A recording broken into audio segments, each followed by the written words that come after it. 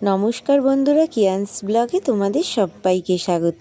আমি খুব ভালো আছি, আশা করি তোমরা সবাই খুব ভালো আছো। রোজের মতো ঘরের সব কাজ শেষ করে নিয়ে গেলাম ছেলেকে।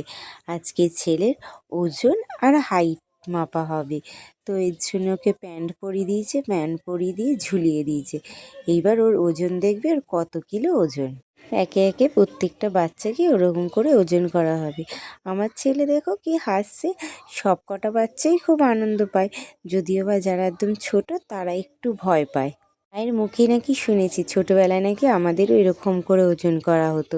তোমরা কমেন্টে জানাবে কাদের এইভাবে ওজন করানো হতো।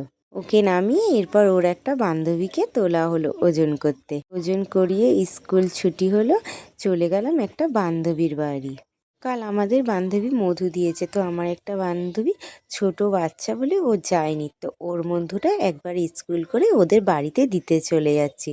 এইদিকে আমার ছেলে আর তার বন্ধু আর তার সাথে তার পিসি সবাই মিলে আছি। চলে এলাম পুচকুটার কাছে। আসলে মধু দেখাটা একটা বাহানা, কখন যাবো এই সোনামাকে আদর করতে। কি টুকুস টুকুস করে দেখছে দেখো, আর যেন কত কথা বোঝে। তো ওকে এবার আদর করে নিই, আদর করে একটু চটকে নিই আর ওর সাথে একটু গল্প করে নিই। আবার বাড়ি যেতে হবে, বাড়িতে গিয়ে অনেক কাজ আছে। ছেলেকে খাওয়াতে হবে, আমরা খেতে হবে, আবার ওকে নিয়ে ঘুম পাড়াতে হবে। তো আজকের মতো ভিডিও এইটুকুনি থাক, কাল আবার দেখাবে। ততক্ষণ তোমরা ভালো থেকো, সুস্থ থেকো আর সাবধানে থেকো।